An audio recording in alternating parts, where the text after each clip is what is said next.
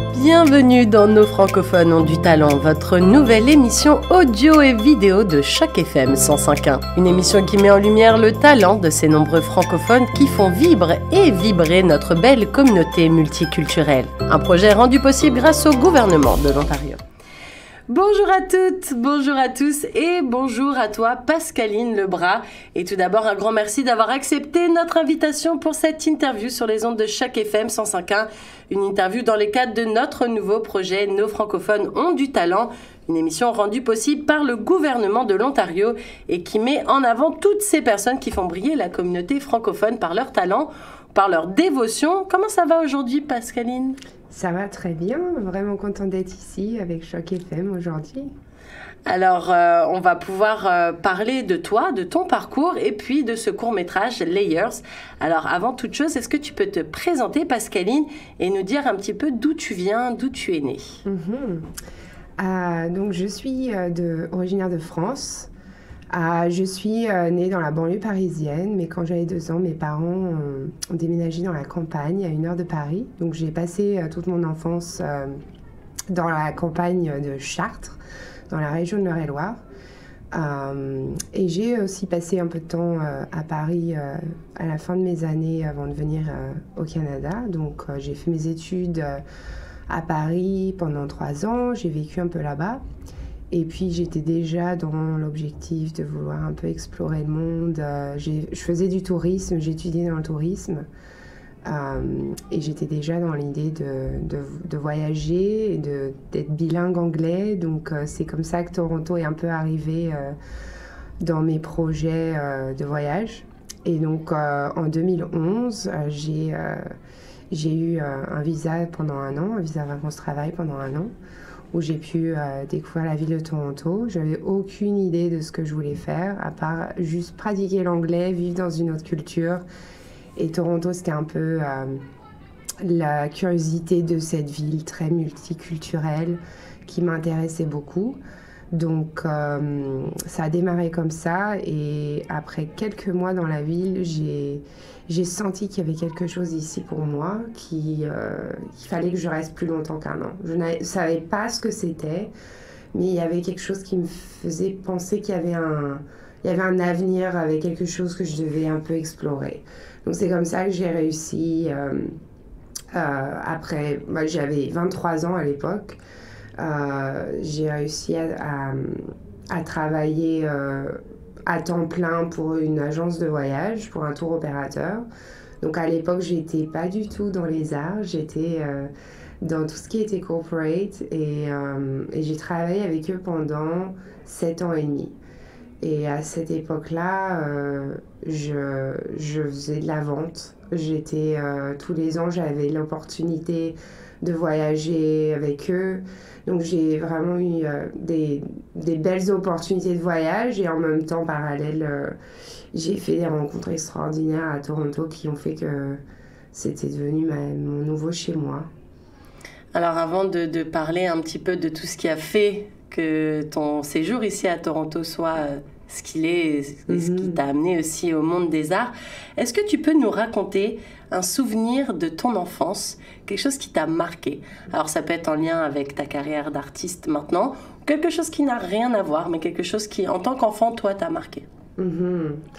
Mon enfance, ce qui a été vraiment quelque chose de constant pendant des années, et c'est pour cela que c'est, je pense, un des souvenirs qui me marqueront à vie sur mon enfance, c'était la danse. Je fais de la danse depuis que j'ai 5 ans et j'ai tous les ans mon souvenir mémorable que j'avais, on attendait tous en tant qu'enfant de se présenter sur scène à la fin de l'année avec un spectacle. Et pour moi, ça, c'était un de mes meilleurs souvenirs chaque année parce que c'était tous les ans pareil, mais il y avait toujours cette même excitation de pouvoir se présenter sur scène, ouais, en tant que gamin, tout innocent, et puis de voir aussi en vieillissant comment on devenait un peu plus conscient de soi et ça devenait plus difficile aussi, mais c'était toujours un plaisir de se retrouver dans cet environnement avec d'autres danseurs qui étaient des copines et de pouvoir à chaque fois s'exprimer différemment que le reste de l'année en fait. Et est-ce que tu avais un rêve quand tu étais enfant? Est-ce que tu voulais devenir danseuse ou est-ce que tu savais déjà à cet âge-là ce que tu voulais faire? C'était quoi ton rêve en tant que petite fille? Alors, j'avais pas de rêve lié à tout ce qui est carrière ou quoi que ce soit. Mais je sais qu'à l'époque, quand j'avais peut-être 10-12 ans, j'étais fascinée par la danse indienne.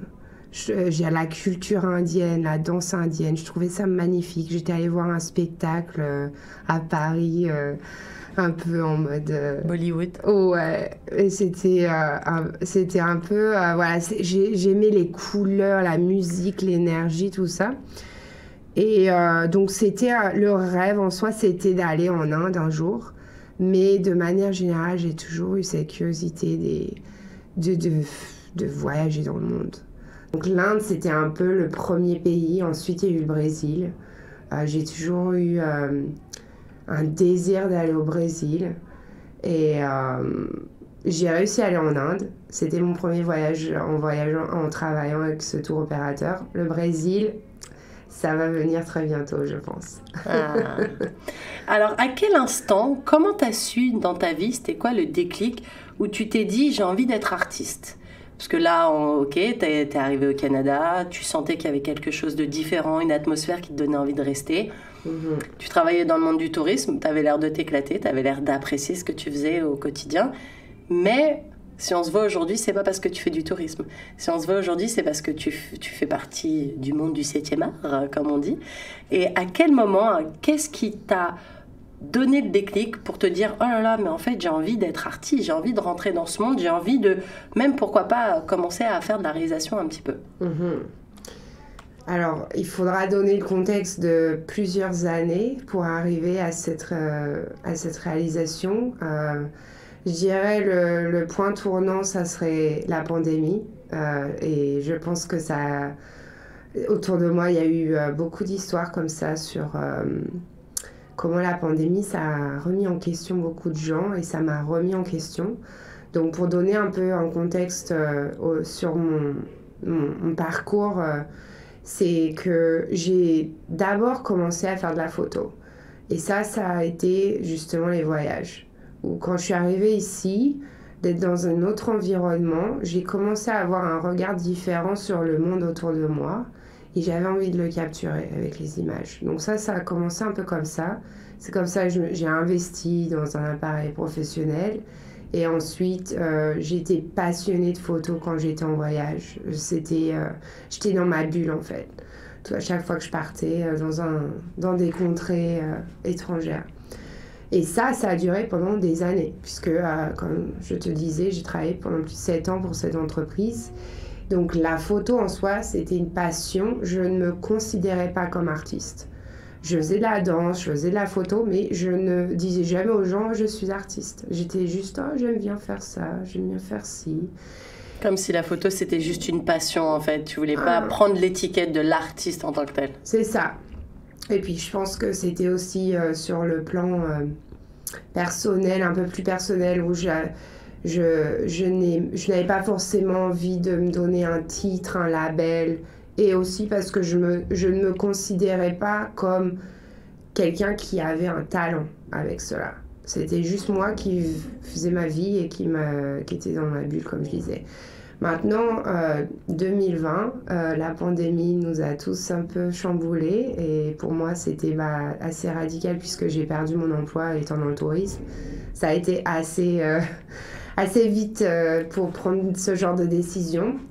Donc, mars 2020, je n'ai plus de travail que j'avais pendant plus de 7 ans. Donc, remise en question énorme. Et là c'était un peu le déclic. Où je me suis dit, qu'est-ce que je veux faire de ma vie ? Et un peu comme s'il y avait eu les prémices un an avant, où je commençais à vouloir m'investir encore un peu plus dans ce que je faisais, dans la photo. Puis la vidéo commençait à m'intéresser. Et c'était surtout avec l'environnement dans lequel j'étais, avec les artistes en soi. Parce que j'ai toujours été investie, impliquée d'une certaine façon avec la musique et la danse. Donc pour moi, ce qui m'intéressait, c'était rentrer dans ce monde au niveau visuel et de commencer à prendre des photos de danseurs et de musiciens. Maintenant, ça c'était en 2019 et j'ai eu un peu un déclic une fois avec une amie où j'ai pris des photos d'elle en train de danser et sans le savoir, ça serait un peu le déclic où là je me suis dit ça c'est ce que j'ai envie de faire. Ça c'est ça qui me rend où je ne penserai à rien d'autre. Donc il y avait ce côté un peu méditatif où du coup je me sens vraiment déconnectée avec le reste. Mais en même temps, je me sens tellement connectée avec moi-même que je me suis dit, il y a quelque chose ici qu'il faut que je gratte. Un moment différent, quoi. Ouais. Et donc, la pandémie, ça a un peu forcé tout ça. Où du coup, je me suis dit, bon, bah, peut-être c'est le moment que je prenne ça plus au sérieux. Et j'ai eu cette opportunité en or avec le labo qui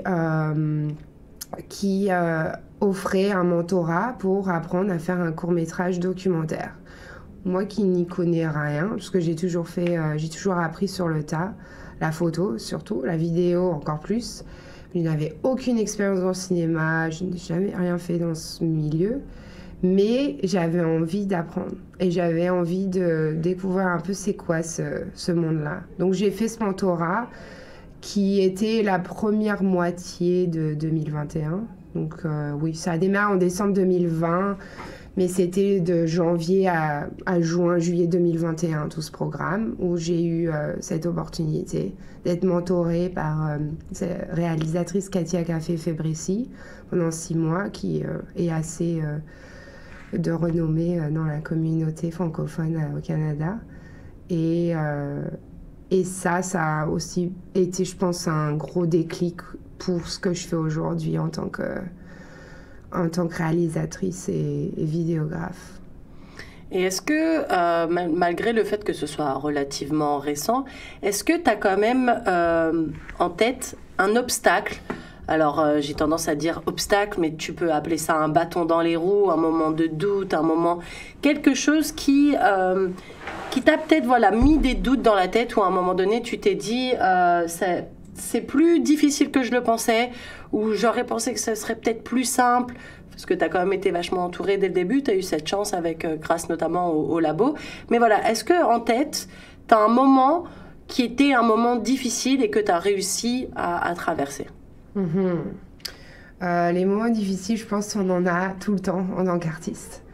Donc je n'ai pas de moment en tête en particulier, mais je sais qu'il y a des choses qui se répètent, donc je pense que ça serait plus ou moins ça. Et c'est les moments de doute quand je vais me juger, en fait. Le jugement de l'artiste, c'est quelque chose qui est très destructeur et on est sans cesse à se remettre en question. Du moins, je ne devrais pas parler à la troisième personne, mais je me remets en question constamment sur mon travail et je pense que c'est ça le challenge que j'ai le plus. Et ensuite, je vois l'impact que cela a sur ma créativité, en fait.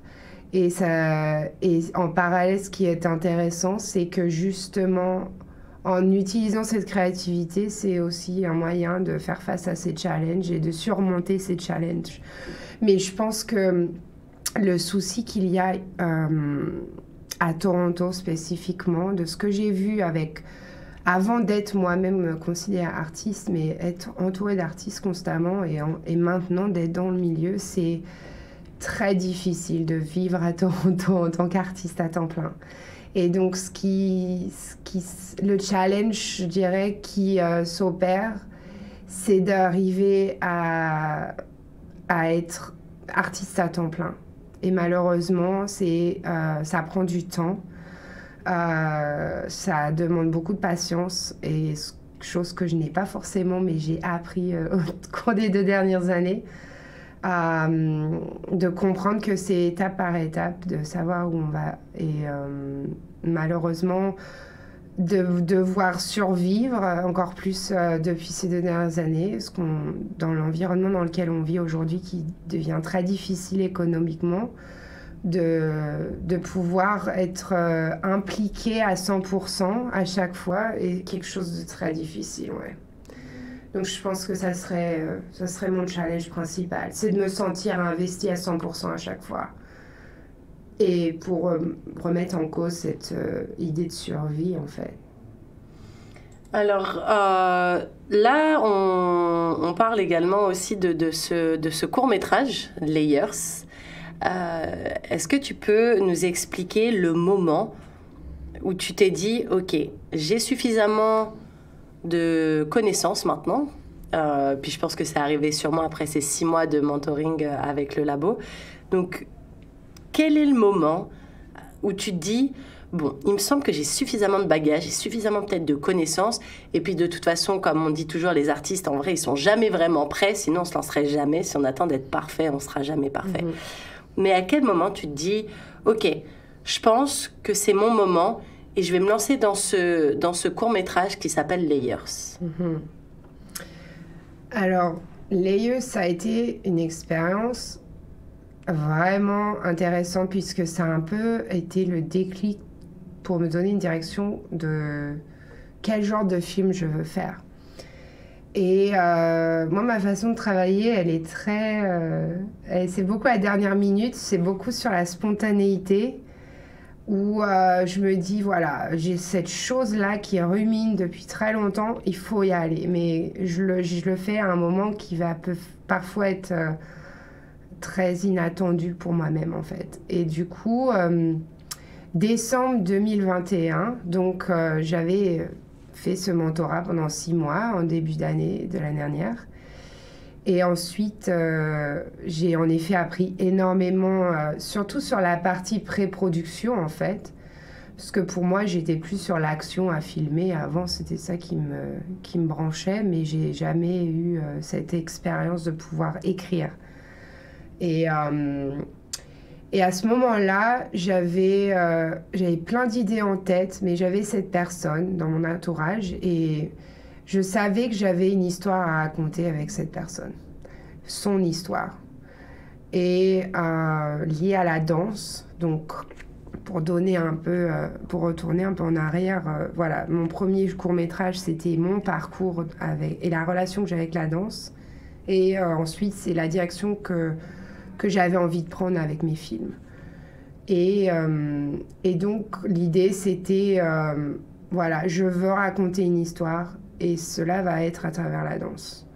Et l'idée est arrivée aussi dans un contexte où le labo, à nouveau, faisait des installations, avait un projet d'installation à Toronto, une sorte de mini nuit blanche, où on pouvait projeter son film, qui devait être un court-métrage et qui devait être silencieux. Donc pour moi, c'était l'opportunité parfaite parce que ça m'a forcé à me dire, voilà, concentre-toi sur ce médium, la danse et le film.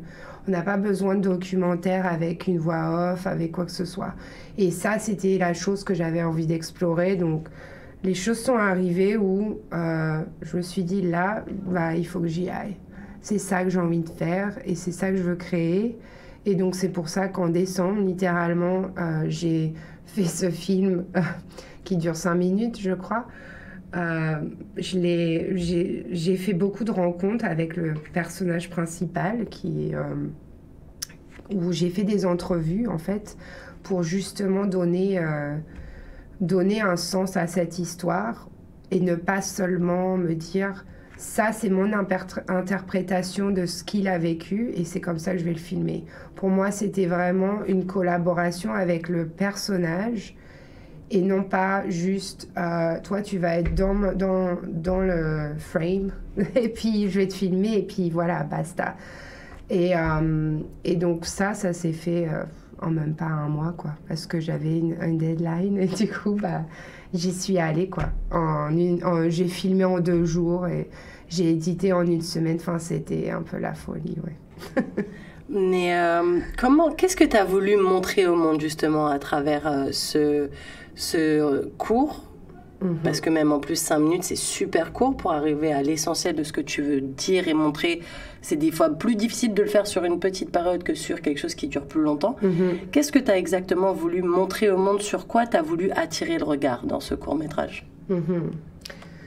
Alors, de manière générale, la première chose, c'était justement de mettre en avant les cours liés à la danse. Ce qu'on appelle art film, dance film. J'avais vraiment envie de développer cela un peu plus, d'honorer aussi cette passion que j'ai pour la danse, mais surtout pour les danseurs et le respect que j'ai pour les danseurs. Parce que pour moi, c'est une forme artistique qui est vraiment... qui est un peu mise de côté, je dirais, par rapport à d'autres formes comme la musique, comme le théâtre, comme le cinéma. Et c'est une pratique artistique très difficile. C'est quelque chose qui n'est pas assez mis en avant et c'est pour ça que j'avais envie à la base de payer hommage à cette forme artistique, mais aussi aux gens qui sont derrière, les gens qui pratiquent cela professionnellement. Donc ça, c'était l'idée de début. Mais ensuite, l'autre aspect, c'était de donner une chance à l'audience d'avoir leur propre jugement sur le message qu'ils ont juste en regardant cette personne danser. Il n'y a pas d'histoire, il y a juste un peu de sous-titrage où l'idée c'était de juste capturer certaines pensées que le personnage avait. Donc c'est même pas une conversation, c'est pas lui qui parle dans le film et on retranscrit cela en sous-titrage. C'était plus comme ses pensées personnelles et ce qu'il a vécu. Donc ça c'était pour guider un peu le spectateur, mais il y en a tellement peu que le reste se fait vraiment sur le visuel. Il n'y avait même pas de musique quand je l'ai fait la première fois. Là, ensuite, j'ai rajouté du son depuis. Mais le projet principal, c'était juste visuel. Et donc, c'était l'idée. C'était comment transmettre un message sur différents thèmes qui peuvent être assez difficiles, mais en même temps universels, qui sont la recherche identitaire et aussi le traumatisme. C'était vraiment les deux aspects que je voulais mettre en avant à travers ce film et à travers cette personne et l'expérience que cette personne a eue, mais aussi comment, de quelque chose de très difficile, la danse peut permettre à une personne de se retrouver et ensuite de se connecter avec les autres. Alors, tu disais que ça a été fait un petit peu, entre guillemets, dans la précipitation. Je me demande quand même si tu as eu le temps et est-ce que tu as voulu écrire un scénario pour raconter l'histoire? Mon scénario, je l'ai écrit sous forme de conversation, en fait. Mon scénario s'est créé grâce aux conversations que j'ai eues avec François, le personnage principal. Donc, c'est comme ça que le scénario s'est créé en soi. Je n'étais pas... dans ma tête, j'avais juste un peu comme les lignes directrices de ce que je voulais raconter, mais comment le film s'est terminé, ce n'était pas du tout comme je l'envisageais. Comme si j'avais un jugement avant d'avoir fait ce film, un jugement de comment ça devait être. Et en fait, j'ai laissé place à la conversation pour ensuite me guider sur quel est vraiment le message que l'on va raconter sur ce film avec François. Et c'est comme ça que le scénario s'est créé. Où du coup, grâce aux conversations, j'ai pu vraiment recentrer le message que je voulais transmettre et ensuite décider de comment ça allait être filmé aussi. Alors, dans les films, c'est vrai qu'il y a ce qui est écrit, donc ce qui est censé passer à l'écran, ce que tu es censé filmer, mais il y a toujours cette part d'imprévu. Alors là, même si l'acteur, il est seul, il n'y a pas d'interaction avec d'autres personnes, donc tu ne peux pas choper ces petits moments d'alchimie entre deux, mais il y a toujours ce côté imprévu. Et je me demandais quelle était la place que tu avais laissée justement dans ton court-métrage encore plus intéressant sur le fait que tu aies écrit des lignes directrices et pas exactement à 2 minutes 30, je veux qu'il lève la jambe, ou tu as des trucs très précis. Donc justement, je me demandais quelle était la place que tu avais pu laisser à l'imprévu et qu'est-ce que tu en avais trouvé à cet imprévu, justement. Pour être complètement honnête, 90% de ce qui a été filmé, c'était de l'imprévu. La seule chose qui a été prévue pour le tournage, c'était le lieu. Et c'était pour François, le personnage principal, de garder en tête quel message on voulait avoir, qu'on voulait transmettre. Et pour lui, de rester en introspection avec lui-même pour que ses mouvements transmettent ce message-là. Donc tout ce qu'on voit dans le film qui est dansé, c'est de l'imprévu. Moi, c'est aussi ma façon de travailler aujourd'hui en tant qu'artiste et en tant que réalisatrice. Quand j'ai filmé cela, c'était pour moi une façon de montrer que il y a une relation très forte entre la caméra et le danseur. Et ce n'est pas seulement je suis là pour filmer une performance. Je suis là pour donner un message. Et en fonction de comment je vais filmer cela, moi, je vais être guidée par les mouvements aussi. Le fait d'avoir été une danseuse aussi, pas professionnellement, mais d'avoir ce sens du rythme, ce sens du mouvement, et aussi la raison pour laquelle la danse, ça m'a apporté énormément dans ma vie. J'ai une sorte de compréhension et j'arrive à créer cette relation avec la personne qui est là en face de moi et moi avec mon appareil. Et c'est comme ça qu'avec cet imprévu, il se passe des choses vraiment magiques. Et c'est ce que j'ai eu envie ensuite de développer et que je continue à développer maintenant avec des projets futurs. Mais tout ça, c'était imprévu. L'autre partie qui était imprévue aussi, c'était le deuxième personnage que l'on voit à la fin. Parce qu'à la base, moi, je voulais juste filmer François. Je voulais qu'il y ait juste un personnage, c'est son histoire, c'est sa vie, c'est son parcours. Et cet imprévu qui est arrivé à la fin, où sur le deuxième lieu du film, où à la fin on voit ce deuxième danseur qui arrive dans l'écran et qui finit par danser avec le personnage principal. C'était pas prévu du tout. C'est juste les circonstances qui ont fait que le jour où on devait filmer, il était avec nous, on est amis, on se connaît, et il est danseur professionnel aussi. Et il s'est mis à improviser avec lui. Et en fait, cette improvisation, ce sens imprévu, était en fait voulu inconsciemment, puisque c'est ça qui a donné du sens à le pourquoi du comment sur l'histoire que je voulais raconter et sur la relation que François, le personnage principal, avait avec les autres, avec la communauté qu'il a trouvée à Toronto, qui lui a permis de se découvrir lui-même, en fait. Mais d'ailleurs, comment tu les as trouvés, les personnages de ton film? Est-ce que tu as passé un casting? Est-ce que c'était du bouche à oreille? Est-ce que tu as été dans une école de danse et tu as dit « Je cherche des danseurs! Qui veut jouer dans mon film ?» Comment ça s'est passé, justement, cette recherche? Aucune recherche, parce que c'est des gens que je connais dans le monde de la danse. Des gens que j'ai rencontrés quand je prenais des cours de danse traditionnelle d'Afrique de l'Ouest.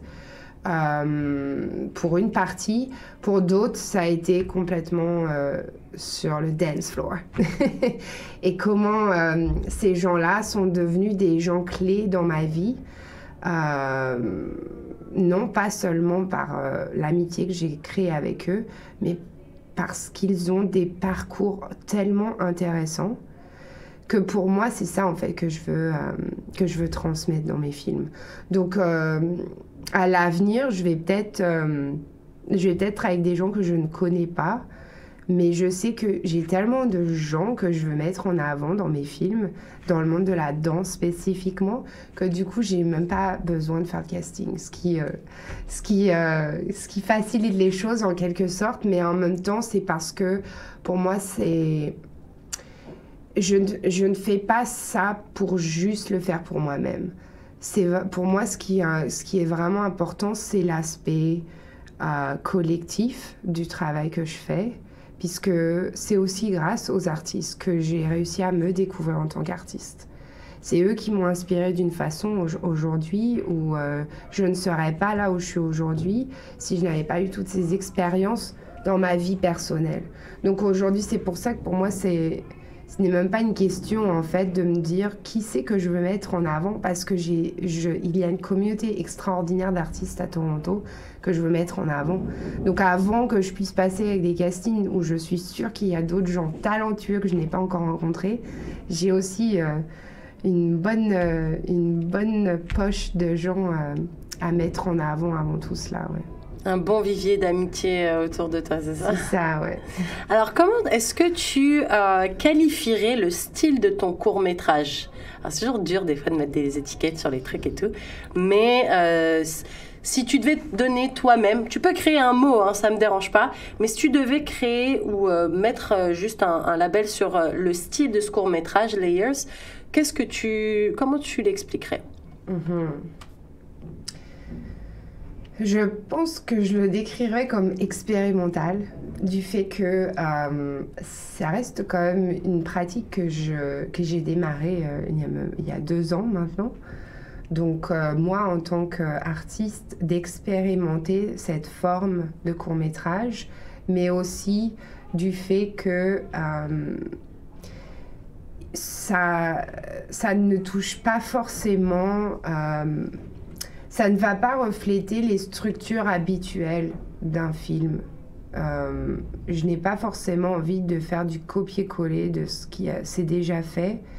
D'une façon, mon innocence me permet aussi d'explorer des choses sur le spontané, où c'est juste mon intuition qui va prendre un peu qui va un peu donner un sens à ce film-là. Et donc pour cela, je pense que expérimental serait une bonne façon de le décrire. Alors, je vais passer à une question qui va être plus personnelle sur toi, pas en relation avec ton court-métrage. Est-ce que, Pascaline, tu penses qu'être une femme, artiste, cinéaste, c'est un défi aujourd'hui en 2022? Très bonne question. C'est un défi, évidemment. Je pense que le monde du cinéma, de manière générale, encore aujourd'hui, est un monde très masculin. Même sur des projets un peu plus petits, je vois beaucoup d'hommes autour de moi.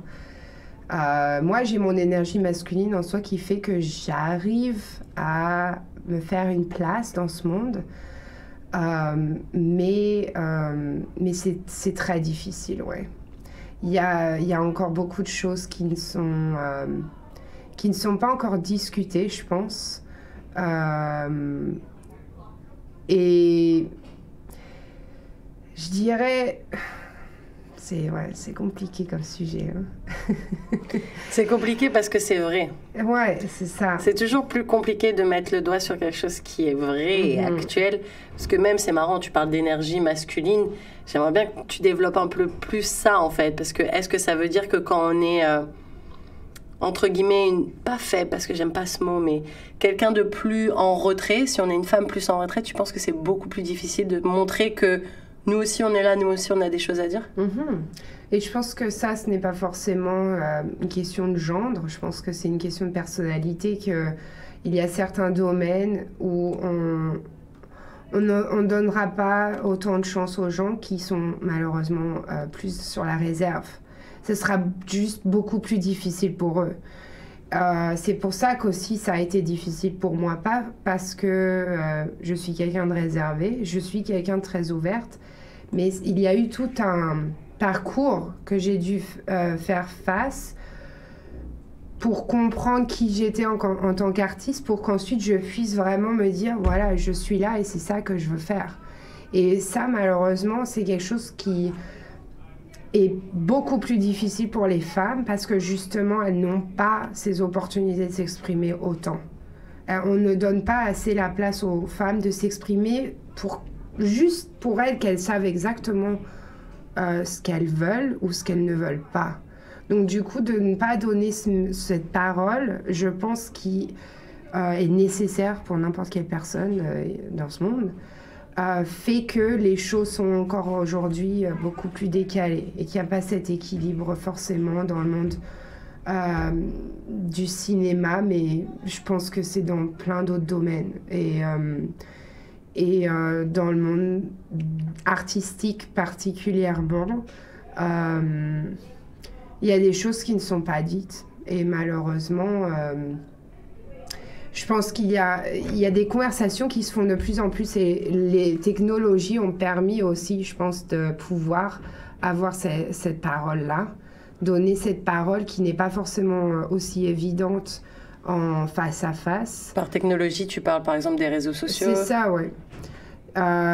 D'une certaine façon, on va critiquer les réseaux sociaux sur le fait qu'il y a cette distance qui se crée entre les gens, mais ça donne aussi cette opportunité à certaines personnes qui ne peuvent pas s'exprimer en dehors de ce monde-là.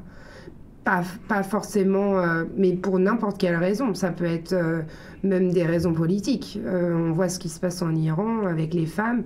Les réseaux sociaux, il y a énormément de censors, mais ça donne cette opportunité qu'on n'aurait pas aujourd'hui, qu'on n'avait pas avant. Donc c'est un sujet qui est assez complexe, mais je pense que il est beaucoup plus difficile de cacher les choses aujourd'hui. Et du coup, le résultat fait que je pense que des opportunités se font de plus en plus pour les femmes, mais ça prend du temps. Ouais. Et en plus, entre guillemets, on fait ce constat-là en étant ici, au Canada, à Toronto. C'est bien que tu aies mentionné l'Iran, mais c'est vrai que le cinéma, le monde du 7e art, c'est quelque chose qui se pratique partout dans le monde. Et si aujourd'hui, au Canada, ça reste un défi en tant que femme, j'ose même pas imaginer dans certaines parties du monde où, en fait, il y a très très peu, dans certaines parties du monde, des femmes qui réalisent des films, en fait. Mais du coup, cette question m'amène à une autre question tout aussi profonde, dirais-je. Est-ce que tu penses que c'est important de se caractériser, de se mettre un label? Le mot caractériser, je vais pas y arriver. Est-ce que tu penses que c'est important de se mettre un label? Est-ce qu'on est soit réalisatrice, soit on est actrice, soit on est scénariste, soit on est cinéaste? Est-ce que c'est important pour toi, ou est-ce que au contraire, en fait, tout ça c'est juste un truc tout mixé et que peu importe l'étiquette, en fait, tant qu'on vit et qu'on profite de son art? Je dirais oui et non. Alors, je dirais oui quand il est question de mettre en avant nos expériences et nos compétences. Je pense que c'est quelque chose d'important de se labelliser, mais en fait, en soi, le mot label, c'est quelque chose qui serait à changer peut-être, mais de pouvoir quand même être capable de se décrire en tant qu'artiste de ce qu'on fait, mais plus dans un domaine de l'expertise, ça, je dirais oui, c'est important. Ça crée non seulement une confiance en soi, mais avec les autres. Ça montre ce qu'on veut, ça montre ce qu'on fait, d'où on vient, où on veut aller. Donc, je pense que c'est quelque chose qu'il ne faut pas dénigrer en soi, de se labelliser sur différentes catégories.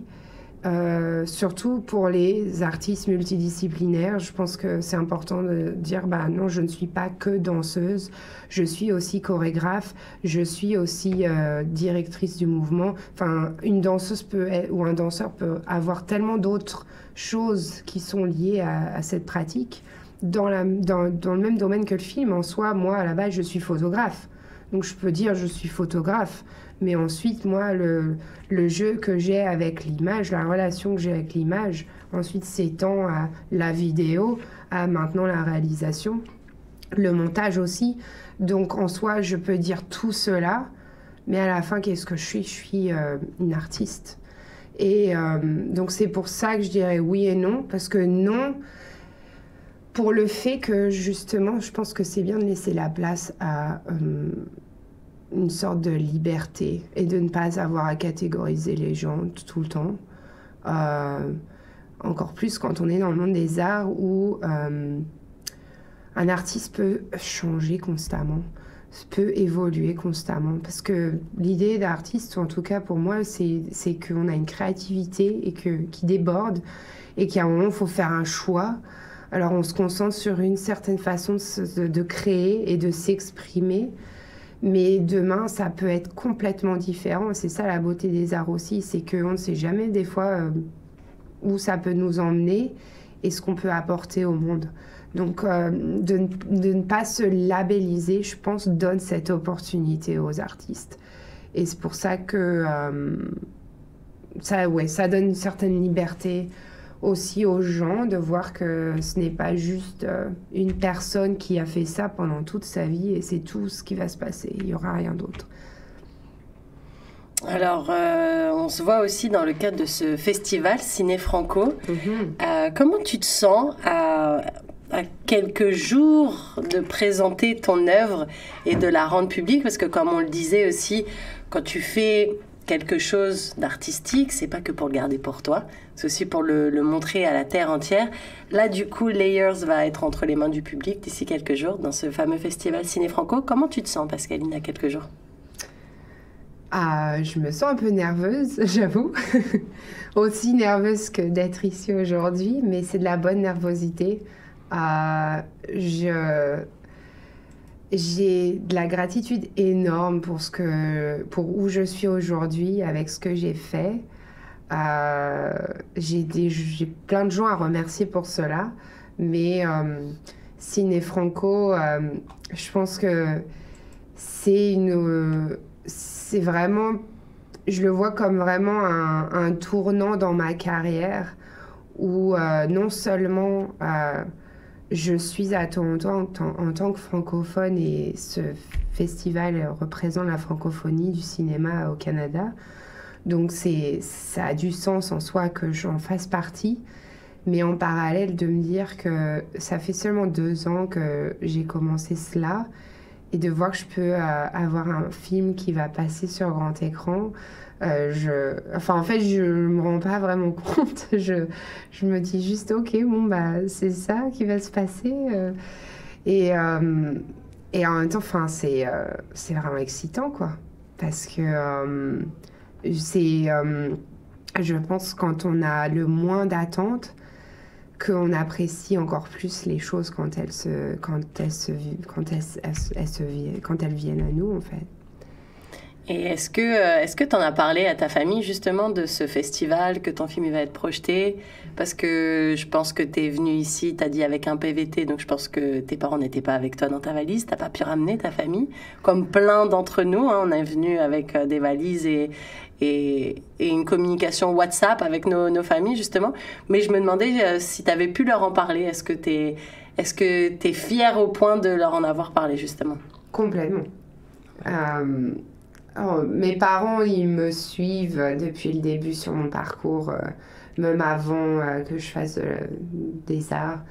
Je les mets à jour à chaque fois, ils me font rire, ils doivent prendre des notes maintenant pour essayer de rester up-to-date avec ma vie et des différentes choses que je fais, les projets futurs et tout cela. Mais évidemment, Ciné Franco, je leur en ai parlé.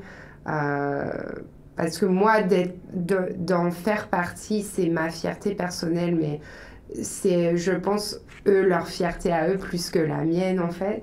Parce que moi, j'ai tendance à un peu genre, non, c'est rien du tout. Enfin, c'est même pas que j'essaie, je reste humble au point où je devrais réaliser un peu plus ce qui m'arrive parfois. Mais du coup, de le partager avec mes parents, c'est ça aussi qui me ramène un peu les pieds sur terre, à me dire, waouh, en fait, c'est quand même assez exceptionnel ce qui t'arrive là. Ouais. Et alors, pour finir un petit peu cet entretien, Pascaline, si tu devais donner un conseil à un jeune artiste, quelqu'un d'une vingtaine d'années, on va dire, et qui a envie de se lancer, mais qui hésite, qui a peur, qui a plein de doutes, comme on en parlait déjà un petit peu, tout ce chemin-là, quel conseil, toi, tu donnerais justement à cette personne qui a envie de se lancer, qui est peut-être qui est peut-être à deux doigts d'arrêter parce qu'elle trouve pas la lumière au bout du tunnel, ou au contraire qui a envie de se lancer mais qui sait pas par où démarrer, quelle branche attraper en premier. C'est vrai que c'est très difficile. Puis le monde des arts, comme tu disais, quand on le voit de loin, ça a l'air magique. Plus on s'en approche, plus ça fait peur aussi en général. Du coup, je me demandais quel serait ton ou tes conseils, si tu en as plusieurs, que tu donnerais à cette personne qui a envie de se lancer. Je vais peut-être en avoir plusieurs, mais les deux choses qui me viennent en tête sont d'abord ne jamais se comparer avec les autres. Ça, c'est moi mon rappel avec moi-même aussi. Quand je donne ces conseils-là, c'est parce que je me les rappelle à moi-même. Ne jamais se comparer avec les autres. Ça, c'est quelque chose de très destructeur.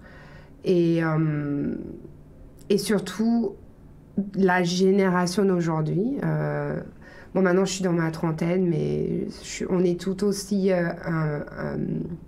affecté d'une certaine façon par les réseaux sociaux qui sont très destructeurs à ce niveau-là, où on peut être sans cesse à se comparer avec d'autres personnes qui font la même chose que nous, mais bon, on ne sait pas leur background, on ne sait pas depuis combien de temps, on ne sait pas... Le talent n'est pas quelque chose qu'on peut donner un barème en soi.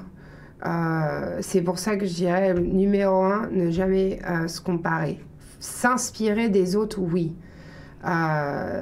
Et encore une fois, c'est avec l'expérience personnelle que j'ai eue, de rester inspiré et curieux. Je pense que c'est une des choses que je conseille aux jeunes artistes pour justement se découvrir eux-mêmes. Parce que quand on démarre, on n'a aucune idée pourquoi on fait ça, généralement. On sait juste que bon, ça nous fait plaisir. Il y a quelque chose qui se crée à l'intérieur, mais on ne peut pas l'expliquer.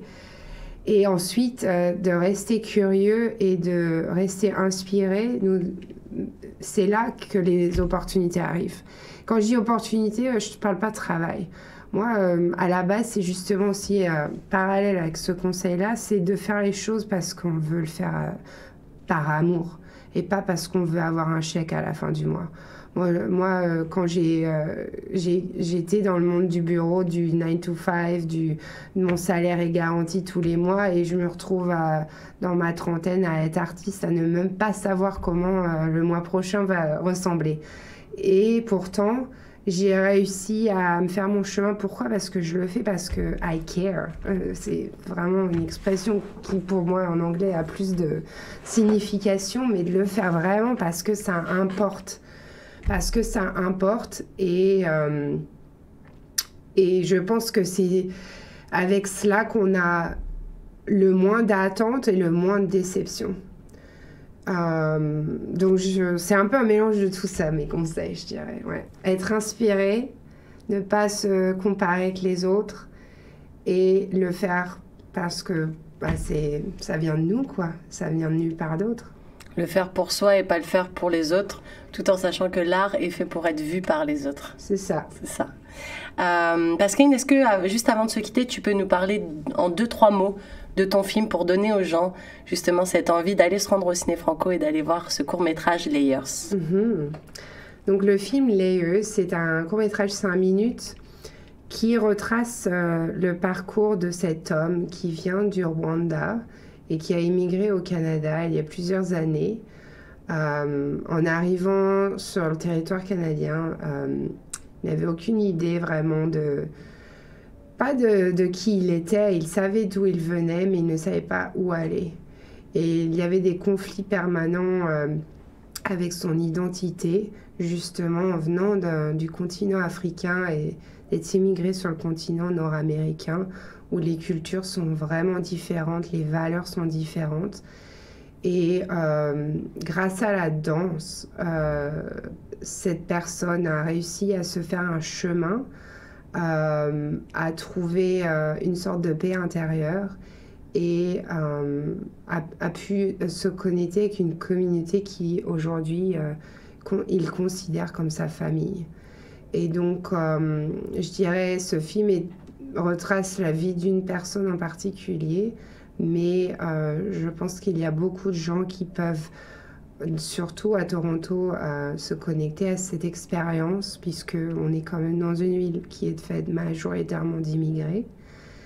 et où chacun doit un peu laisser de côté, comme un sacrifice, ses cultures, mais malheureusement, la vie nous rattrape d'une certaine façon et d'une belle façon, où il ne faut pas oublier d'où l'on vient, mais l'utiliser comme un moteur pour où on veut aller par la suite. Donc, j'invite tout le monde à aller voir ce film qui peut inspirer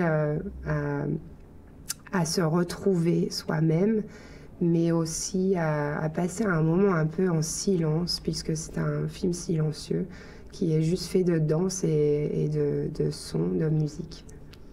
Eh ben, merci. Merci beaucoup Pascaline Lebras pour ces belles paroles, pour d'avoir pris le temps aussi d'être avec nous aujourd'hui dans les studios de Choc FM 105.1 pour te raconter, pour nous dire un peu plus sur la personne que tu es, puis nous parler aussi de ce joli court-métrage Layers. Merci beaucoup et puis je donne rendez-vous à tous les auditeurs de Choc FM 105.1 pour le festival Ciné Franco. Il y a plein de choses, de belles choses à voir. Justement, la francophonie est riche de plein de choses et aussi de par son 7e art. Donc allez-y, ça commence très bientôt. Merci encore Pascaline. Et c'était notre épisode de Nos francophones ont du talent avec Nathalie Salmeron. Merci à tous.